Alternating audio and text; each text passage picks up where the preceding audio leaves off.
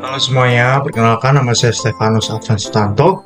Kali ini saya akan mempresentasikan analisis 5 artikel ilmiah pemasaran digital. Yang pertama-tama, selamat datang di presentasi analisis mendalam mengenai 5 artikel ilmiah terkemuka yang telah diterbitkan dalam jurnal-jurnal bereputasi di bidang pemasaran digital. Presentasi ini bertujuan untuk memberikan gambaran komprehensif mengenai tren, metodologi, dan temuan utama yang relevan dalam lanskap pemasaran digital yang terus berkembang.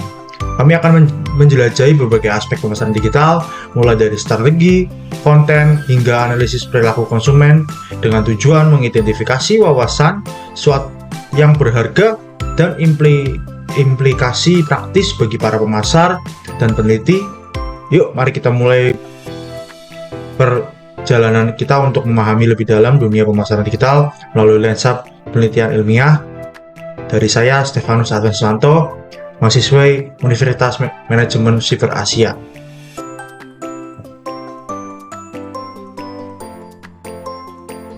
Pendahuluan latar belakang dan tujuan analisis. Latar belakang, pemasaran digital telah menjadi tulang punggung strategi pemasaran modern, didorong dengan penetrasi internet yang meluas dan perubahan perilaku konsumen.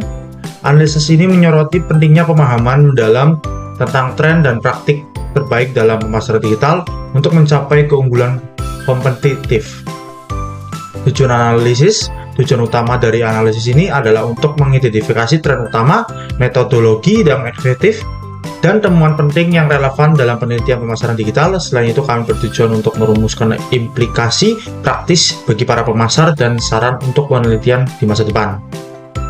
Analisis ini akan memberikan landasan yang kuat untuk memahami bagaimana penelitian ilmiah yang dapat memandu praktik pemasaran digital yang lebih efektif. Dengan menggabungkan wawasan dari berbagai artikel, kita dapat memperoleh pemahaman yang lebih komprehensif tentang tantangan dan peluang di bidang ini. Artikel pertama judulnya metodologi dan temuan utama. Judul artikel pengaruh media sosial terhadap perilaku pembelian konsumen. Metodologi survei kuantitatif dengan sampel 500 responden, analisis regresi untuk mengukur pengaruh variabel independen penggunaan media sosial terhadap variabel independen perilaku pembelian. Temuan utama, penggunaan media sosial sangat signifikan memengaruhi perilaku pembelian konsumen, terutama dalam hal kesadaran merek dan keputusan pembelian impulsif. Interaksi merek di media sosial juga berkorelasi positif dengan loyalitas pelanggan. Artikel ini memberikan bukti empiris tentang bagaimana platform media sosial membentuk preferensi konsumen dan mendorong penjualan. Temuan ini menggarisbawahi pentingnya bagi merek untuk memiliki kehadiran yang kuat dan terlibat di media sosial. Pada artikel yang kedua, yaitu judul artikelnya adalah efektivitas SEO dalam meningkatkan visibilitas merek. Metodologi analisis konten ini dan audit SEO pada 100 situs web perusahaan, pengukuran peringkat kata kunci, dan lalu lintas organik selama periode 6 bulan. Temuan utamanya, strategi SEO yang dioptimalkan secara signifikan meningkatkan visibilitas merek dan lalu lintas organik. Situs web dengan konten berkualitas tinggi dan struktur yang ramah SEO cenderung memiliki peringkat lebih tinggi di mesin pencari. Seperti algoritma ya, lebih tepatnya. Artikel ini mengkonfirmasi pentingnya SEO sebagai strategi pemasaran digital yang efektif untuk meningkatkan kesadaran merek dan menghasilkan prospek investasi dalam SEO dapat memberikan hasil jangka panjang yang signifikan. Artikel yang ketiga adalah judulnya pengaruh pemasaran konten terhadap engagement pelanggan. Metodologinya studi kasus pada 5 perusahaan dengan strategi pemasaran konten yang berbeda, analisis konten dan pengukuran engagement, baik dari tingkat pembukaan, klik komentar, dan berbagi selama periode 1 tahun. Temuan utamanya adalah pemasaran konten relevan dan bernilai tambah meningkatkan engagement pelanggan secara signifikan. Konten yang disesuaikan dengan kebutuhan audiens cenderung menghasilkan tingkat interaksi yang lebih tinggi.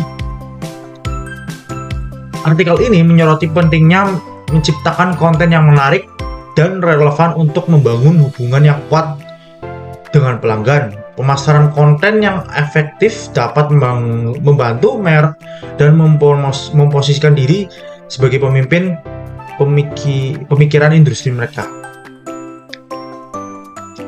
Artikel keempat judulnya adalah efektivitas iklan berbayar di platform digital, atau misal lebih tepatnya kayak endorse gitu. Metodologinya eksperimen A atau B, testing pada iklan berbayar di Google Ads atau mungkin Facebook Ads, pengukuran tingkat klik CTR dan tingkat konversi selama periode 3 bulan. Iklan berbayar yang ditargetkan dengan baik menghasilkan CTR dan tingkat konversi yang lebih tinggi. Pengguna kata kunci yang relevan dan pesan iklan yang menarik merupakan faktor kunci keberhasilan. Artikel ini memberikan wawasan tentang bagaimana memaksimalkan efektivitas iklan berbayar melalui penargetan yang tepat dan pesan yang menarik. Iklan berbayar dapat menjadi alat yang ampuh untuk meningkatkan lalu lintas dan penjualan. Artikel kelima judulnya pengaruh personalia dalam pemasaran email. Metodologinya eksperimen terkontrol dengan kelompok kontrol atau email tanpa personalia dan kelompok eksperimen dengan email personalisasi. Pengukuran tingkat pembukaan dan klik selama 6 bulan. Tapi tepatnya temuan utama email dengan personalisasi menghasilkan tingkat pembukaan dan klik lebih tinggi dibandingkan dengan email tanpa personalisasi. Personalisasi meningkatkan referensi dan engagement pelanggan. Artikel ini menunjukkan pentingnya personalisasi dalam pemasaran email untuk meningkatkan engagement dan loyalitas pelanggan. Email yang disesuaikan dengan preferensi individu cenderung lebih efektif. Sintetis temuan pemasaran dan perbedaan. Area pemasaran di media sosial. Di persamaannya adalah pengaruh signifikan terhadap perilaku konsumen. Perbedaannya adalah variasi platform yang lebih efektif. SEO. Persamaannya adalah peningkatan visibilitas merek.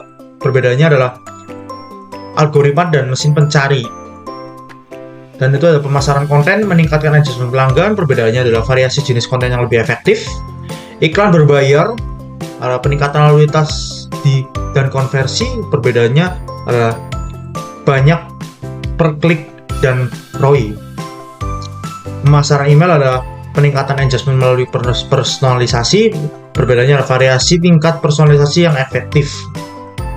Sintetis ini menyoroti bahwa berbagai strategi pemasaran digital yang mempengaruhi signifikan terhadap perilaku konsumen dan engagement pelanggan. Perbedaannya terletak pada platform, jenis konten, biaya, dan tingkat personalisasi yang efektif.